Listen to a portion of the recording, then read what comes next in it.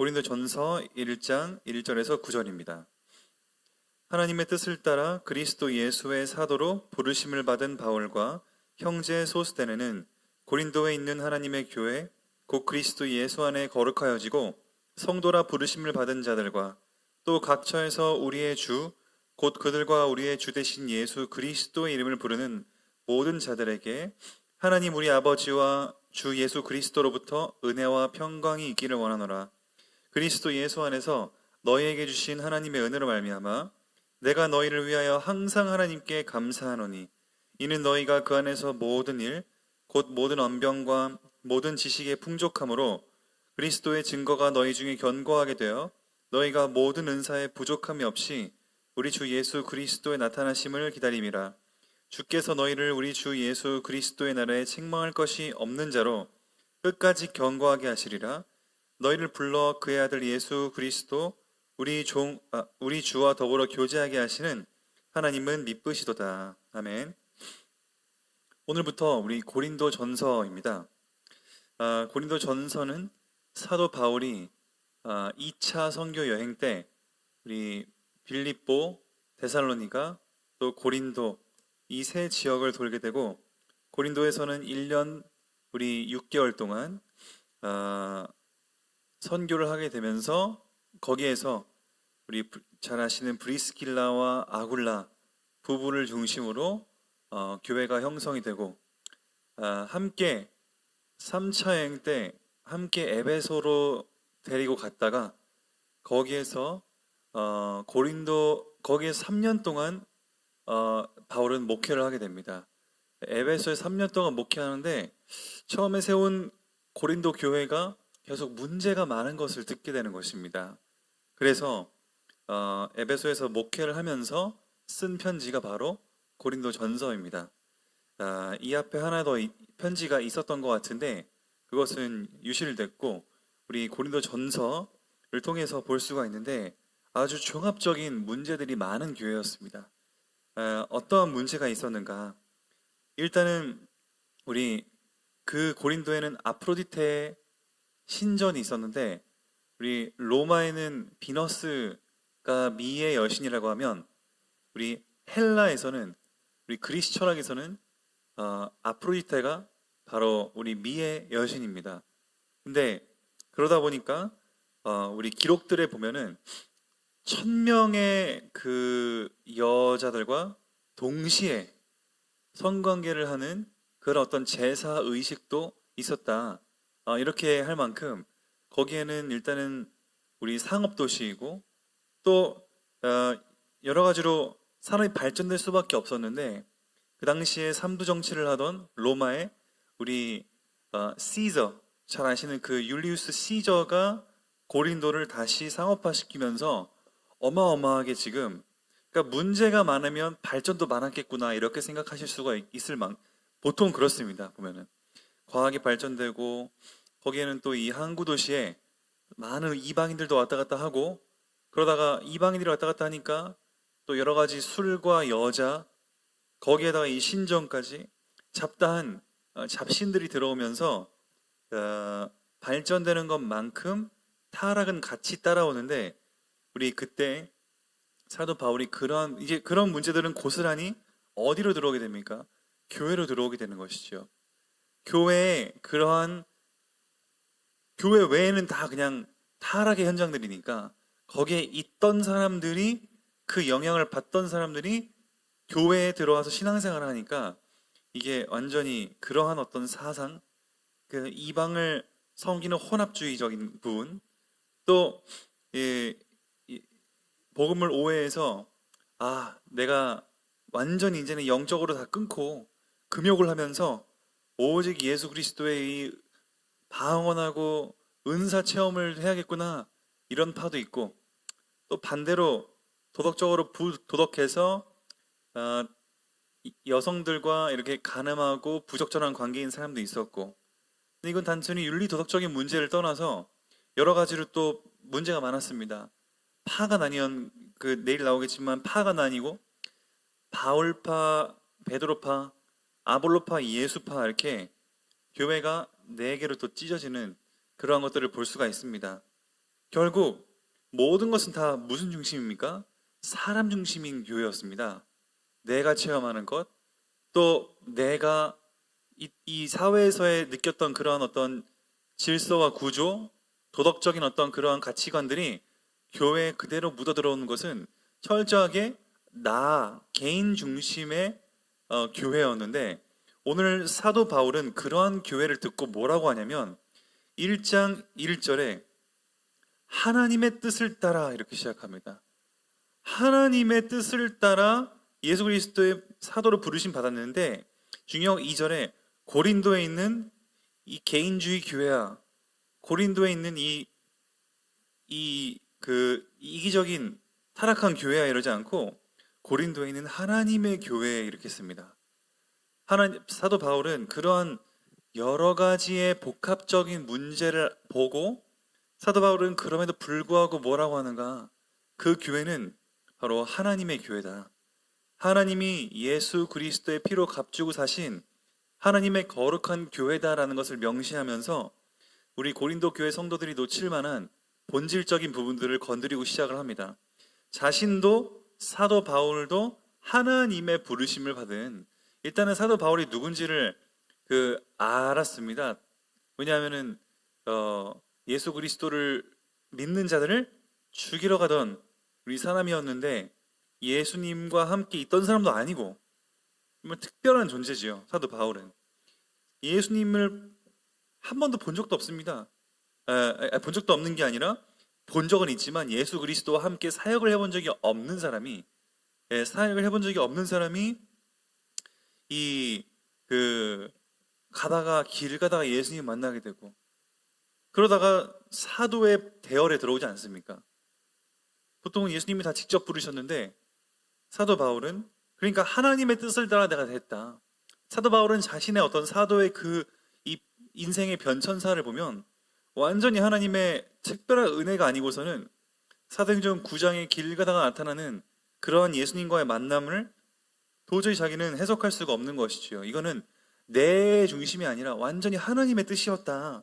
그러면서 여러분도 지금 문제가 많지만, 나도 그리스도인들을 죽이러 가던 사람이었는데 하나님의 뜻을 따라 부름받은 사도인 것처럼, 그러면서 그런 의미로 이방인을 위한, 이방인과 임금들과 사도들을 위해서 택한 나의 그릇이다라고 해가지고 여러분 교회가 세워졌는데 여러분은 하나님의 교회입니다 이렇게 얘기하고 있는 것입니다.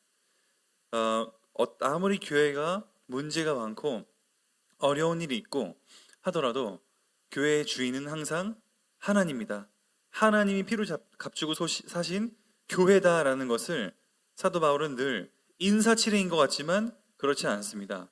하나님의 교회임을 분명히 얘기하고 있고, 그리고 곧 그리스도 예수 안에서 거룩하여지고 성도라 부르심을 받은 자들과, 교회라는 어떤 그런 공동체적인 얘기를 하면서 그 다음에는 그 안에 있는 사람들은 그리스도 예수 안에서 거룩해지는 성도다. 여러분은 다 지금 성화의 과정을 갖고 있는 사람입니다. 여러분 하나님 만나고 분명히 이 안 좋은 그러한 틀들, 그러한 어떤 틀들을 다 가지고 있지만 그 모든 것은 그리스도를 닮아서 거룩해지는 성도님들입니다 라고, 또 성도들의 그런 어떤 이 존재에 대한 의미를, 그 정체성에 대한 얘기를 다시 합니다. 그렇게 성도라 부르심을 받은 자들과 또 각처에서 우리의 주 그들과 우리의 주 되신 예수 그리스도의 이름을 부르는 모든 자들에게 예수 그리스도로부터 은혜와 평강이 있기를 원한다. 여기에서도 사도 바울은 하나님 우리 아버지와 우리 주 예수 그리스도로부터라고 하면서 삼위 하나님의 그 사역을 또 나타내고 있습니다. 그냥 예수 그리스도만 믿고 예수 그리스도가 아니라 이것은 철저하게 삼위 하나님의 사역으로 드러난 교회다. 아버지 하나님의 교회를 세우심, 그리스도 예수의 피로 값주고 사심, 또 성령의 이 그리스도 예수 안에서 거룩하여지는 성화의 그 과정, 이 모든 것이 다 삼위 하나님의 역사다라는 것을 인사말로 지금 다 드러내고 있습니다. 인사말이 굉장히 그래서 중요합니다. 여기 다 들어가 있습니다. 하나님의 교회, 그 안에 거룩해지는 성도, 그리고 그 주인되는 성삼위일체 하나님. 사도 바울은 이렇게 부르심을 받은 사람들이다. 여러분은 스스로 파당을 나누고 또 여러 가지 비윤리적, 비도덕적인 또 기타 등등의 신학적인 이방 혼합 사상들, 그러한 것들을 다 하고 있지만 여러분은 하나님의 부르심을 받았기 때문에 각자 다른 손가락들, 아픈 손가락들도 있지만 하나님의 교회다. 이것이 중요합니다. 오늘도 그래서 저희는 하나님의 교회 안에 부르심을 받은 줄 믿습니다. 저희 안에는 지금 교회가 작기 때문에 이러한 어떤 무슨 파당까지도 없고 어떠한 문제도 특별하게 우리는 없습니다만은 아직까지는 없습니다만 하나님께서 어느 교회든 간에 우리가 부족해도 하나님은 하나님의 교회인 것을 놓치지 않기를 바라는 겁니다. 그러면서 각각 교회에게는 다 하나님의 은혜가 있습니다. 물론 이 은사는 영어로 present, 선물인데 예를 들어 저 같은 경우에는 찬양을 조금은 더 잘하는 그런 어떤 은사가 있겠다라고 볼 수 있고 통역에 좀 은사가 있다 이러한 것들을 얘기할 수 있지 않겠습니까? 그리고 이렇게 목회할 수 있는 것도 은사죠. 저의 과거를 보고 제가 제 인생을 생각해 보면은 이렇게 참 신학이 재미있고 또 역사가 재미있고 또 이렇게 철학이 기타 등등의 많은 어떤 학문들이 이렇게 은혜로 받아들여지는 것도 하나님의 은혜의 선물이 없으면 도저히 할 수가 없는 부분인데 우리 각자 성도 한 분 한 분을 생각해 보면 분명한 하나님의 은사가 있습니다. 각자의 달란트가 있습니다. 그것은 성품으로든 어떠한 성격적으로 이렇게 잘 융화시키는 분이든 간에 괜히 보면 기분 좋아지는 사람이 있다든가 아니면 뭔가 어떤 그의 헌신적인 행위가 이렇게 더 뭔가 교회에 유익이 되는 것이라든가 하여간 뭔가 기타 등등의 많은 어떠한 그러한 은사들이 있죠. 근데 우리 4절부터 그리스도 예수 안에서 너에게 주신 하나님의 은혜를 말미암아 내가 항상 감사한데 이는 너희가 그 안에서 모든 일 곧 모든 언변과 지식의 풍족함으로 그리스도의 증거가 너희 중에 견고하게 되어 너희의 모든 은사에 부족함이 없이 예수 그리스도 나타나심을 기다린다. 나타나심을 기다리는 것이다. 아직 예수 그리스도가 재림하려면 멀었는데 언제 오실지 사실 모르는 부분인데 예수님 분명히 뭐라고 하셨습니까? 사도행전 1장 우리 11절에 보면은 너희가 본 그대로 올 것이고 때와 시기는 너희의 알 바가 아니다 이렇게 얘기했습니다. 물론 초대교회 성도들은 예수님이 곧 오시는 줄 알았습니다. 그러니까 이러한 문제들도 있던 것입니다. 거기다가 이제 이방의 짬뽕신들 같이 아프로디테 같은 아름다움을 주는 건 아프로디테고 구원을 주는 건 하나님이다 이랬을 수도 있겠지요. 하여간 짬뽕신 전 필리핀에 가보면 온갖 짬뽕신들을 다 보게 됩니다. 재물을 주는 사람은 이분인데 구원을 주는 분은 예수님이고 누구는 또 이거다 이런 경우를 많이 보게 됩니다. 좋은 게 좋은 거다 그냥 그렇게 받아들이는데 중요한 것은 이런 어떤 종말론에 대한 오해, 예수님이 언제 오시는가, 그리고 종말론이라는 것은 예수님 지금 내가 어떤 시기인가, 지금이 종말의 시기인가, 하나님 나라가 임했고 아니면 예수님이 이제 아주 가까이 와 있냐 아니면 멀리 계시냐, 이런 어떤 개념에 대한 오해가 분명히 고린도에 있었습니다. 그러니까 이렇게 그 은사를 오해하게 되고 또 그런 은사를 체험하는 것만 중요시하게 되니까 삶을 놓치게 되고, 그래서 그 음란한 사람들과 가까이 하지 마라 이랬다고 해서 그런 사람들의 어떤 주의하라는 얘기로 바울이 얘기했는데 완전히 그냥 관계마저 다 끊어버리는 그런 어떤 일들이 있었던 것입니다. 이 삶과 영적으로 분리가 되고, 그리고 이렇게 깨달으면 예수님이 언젠가 오시지 않을까, 그러면서 사도 바울이 너희는 천사 같다, 완전히 신들처럼 완전히 배가 불렀다 이렇게 얘기할 만큼 이들의 어떤 상태는 굉장히 그 혼란의 상태였다고 볼 수가 있겠습니다. 그래서 8절에 보면 주께서 너희를 그리스도 예수의 날에 책망할 것이 없는 자로 끝까지 견고하게 하실 것이다. 너희를 불러 그의 아들 우리 주 예수 그리스도 우리와 더불어 교제하시는 하나님은 미쁘시다 또는 신실하시다.